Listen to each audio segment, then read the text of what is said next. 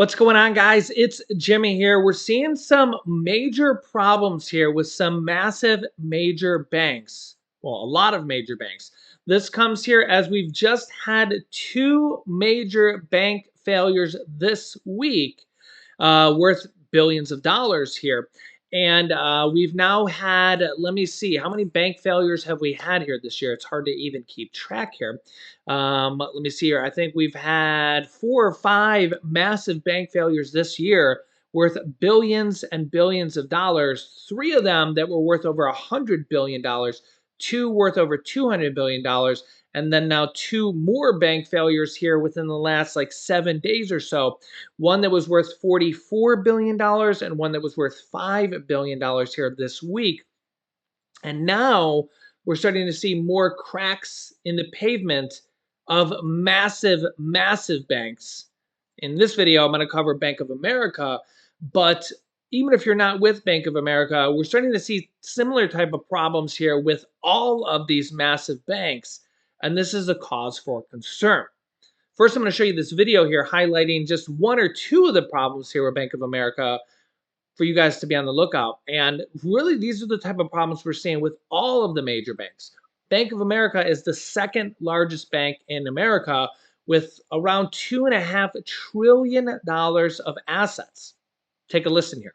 An important heads up for anyone who banks with Bank of America. Yeah, the U.S. government has ordered the company to pay more than $100 million to customers over illegal fees and other issues. The Consumer Financial Protection Bureau says Bank of America will also have to pay $150 million in penalties for issues dating back to 2012.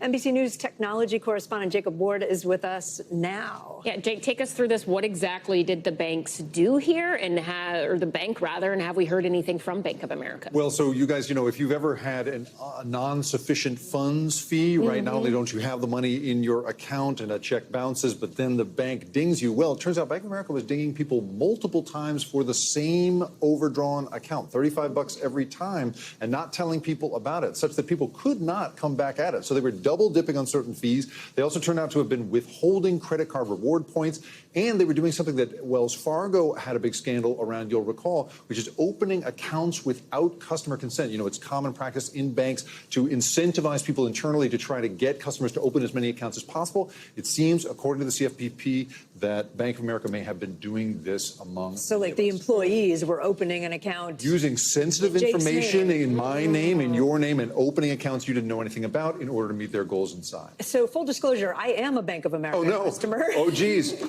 But bottom line, for people who are like me, are we standing to get some money out of this, or does it depend on whether you had those fees charged? That's so interesting that you are one of these people. So, assuming that you also were in some way either, hit with one of these fees or perhaps did not get the bonus you were offered, that $150 million you mentioned that's being paid as a penalty is actually going into a CFPB fund that's supposed to go out to people. And Bank of America is trying to actually give out, or is going to be forced to give out about $80 million, a little more than that, directly to consumers. So it seems that you will probably get notice from that bank that you're owed some money. Divided up, though, by lots and lots of people. Probably so, but that $35 over and over again made a lot of difference to people who didn't have enough money in their accounts. Of course, yes. Now, this is not the only issue. We're just getting started here. That's right. There's also issues with them not insuring some accounts, trying to skirt the FDIC insurance to potentially save some money that I'll get to here in a second.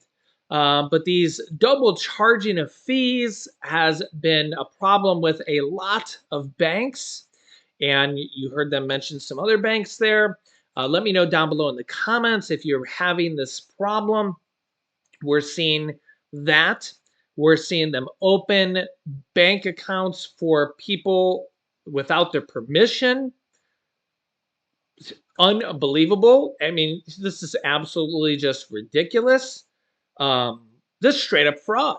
Straight up fraud. If this happened to people, and apparently this is happening, there's documented records on this, at least in some cases. Who knows how deep the rabbit hole goes, how many times this happened. And apparently this is happening at multiple different banks. How this is not criminal is beyond me. Or is it criminal? I mean, and it's like, why isn't more being done here on this? I know. Take a deep breath. Why they're not held to the same standards that just a regular person would be? If a regular person was doing this, they'd be in jail. But for some reason, because they're a corporation, even though they're people at the corporations doing this, they get off scot-free. It's okay to do this. Let me know your thoughts on this in the comments section, because to me, it seems criminal. If they're taking people's information and signing them up for accounts without their, knowledge or without their consent, that seems like it's a criminal charge. I mean, it's just surely doesn't seem like it's okay to do, because it's not. And apparently they're probably doing this who knows how many times, thousands of times. Yeah, and Bank of America, as you can see, is not the only bank doing this. Apparently, they're doing this enough to get fined for it to the tune of millions of dollars. Okay. Also, Bank of America CEO flags effects of higher capital requirements. Now they're being required to hold more capital, which is a concern of many different banks. The CEO says in an interview that U.S. authorities need to be careful when implementing new capital requirements of the Basel III Accord to avoid reducing the abilities of U.S. banks to, quote, compete globally. In an interview with Fox Business, the CEO said the process needs to assure the playing field is level, saying the rules should be implemented carefully so not to make the US less competitive. Or maybe there's capital problems there, money liquidity problems, maybe. Or maybe there's some underlying monetary problems with the bank or banks with an S. Or maybe they just don't want to cough up the cash. You can let me know your thoughts here. He goes on to say, we're not talking about the big 8 banks. We're talking about 30 or 40 billion dollar banks. Remember the two that just failed? One bank was $44 billion and one was $5 billion. But the 3 that failed before this, one was a $100 billion bank, 100 and some billion dollars, and the 2 before this were over $200 billion banks. So he says we're not talking about a $30 or $40 billion bank or $100 billion bank not being able to compete for a middle market loan bank or a supplier in Europe. It's getting a lower cost of capital. So probably banks of all size, really. U.S. banking regulators are expected to unveil on Thursday a sweeping proposal for stricter banking capital requirements. While the precise details aren't known yet, regulators have said the rules will apply to banks with $100 billion in assets or more. This comes as more and more banks are trying to skirt FDIC insurance regulations, as they're finding out here that more and more types of accounts are not FDIC insured. You can see here what to know about FDIC insurance and how your money is protected. FDIC is a government agency that was created during the Great Depression to make sure that your money is insured. However, we're finding out now that more and more banks are potentially using inaccurate statements or also just skirting the FDIC insurance because they don't want to pay the fee on thousands and thousands and thousands of accounts, and it adds up to millions or billions of dollars for the banks. So some accounts may not be FDIC insured, depending on if it's an investment account, what type of account it may be, various different type of accounts. The sudden collapse of 2 regional U.S. banks in 3 days has some Americans wondering if their bank could be next. President Biden addressed the nation Monday morning to reassure Americans your deposits will be there when you need them. But you can't really say that for everybody because, well, that's a blanket statement, right? You hope that that's the case, but will it? Will it? And pledging to take action to reduce the risks of this happening again.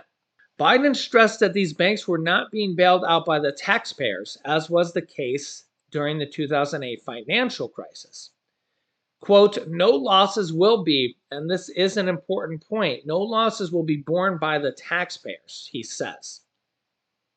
Well, that's what he says. Who knows what will actually happen? Instead, the money will come from the fees that banks pay into the government's deposit insurance.